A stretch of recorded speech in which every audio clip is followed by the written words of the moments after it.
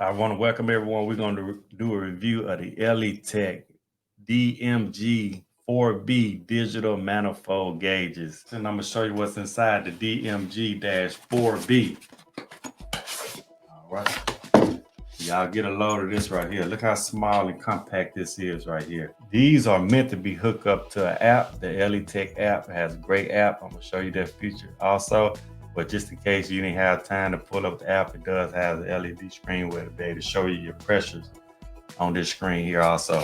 So the only thing comes in this package is one main unit itself and some instructions on how to hook up to the application. The video probably don't give it justice, but you can see how well built these gauges are.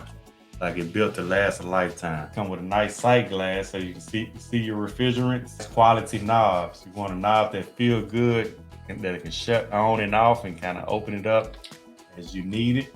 Number 6, refrigerant connection port. It's a 1-quarter SAE.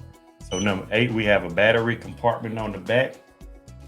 Comes with 2 AAA batteries. Accuracy plus or minus 1% FS. Battery life 200 hours. So I'm gonna show you how to connect the Elitech EMG 4B to your Elitech app. First, you'll go to Elitech tools in your app store, whether that's Android or iPhone. Once you have the app on your device, turn your manifold gauges on. And right now by this battery power up here is nothing. So I'm gonna press it again and you'll see a Bluetooth symbol start blinking.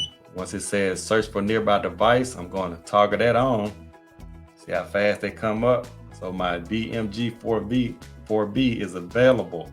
So I'm gonna press that button right there. It's talking to it and connecting. The beautiful display in this top right corner is set for R11. I'm gonna change that refrigerant and we're gonna go outside to my unit, which my unit has 410A.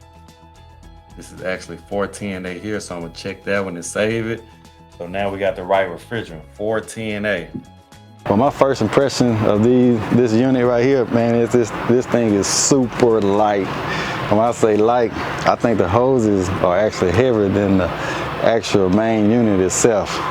But we're gonna go hook this up and we're gonna get some pressure readings. I'm hooked up to the app. You can see how fast it calculates the pressure. So you're gonna have to use the old school analog way to calculate your subcooling and superheat, which is fine. This is a compact unit, but it doesn't have a port where you can hook up some temperature probes on here. So you'll just have to do your calculation on your own. A thermal temperature clamp and hook it up to your high side and your low side, and you just do your calculation like that. So for instance, so to calculate the superheated subcooling, you see the pencil right here. So all I'm gonna do is use my digital thermometer and go read the temperature of the liquid line and the suction line. I get my superheated subcooling. Right. So I'm gonna put my infrared. I got 73 degrees on my liquid line. So I got 73 degrees on my liquid line. I'm gonna go to my app and I'm gonna enter 73. Okay, done. So my subcooling is 15.7. My first impression, this is a good tool and I do highly recommend it. So if anybody interested in this product, click on the link in the description below and we'll show you how you can own one for yourself.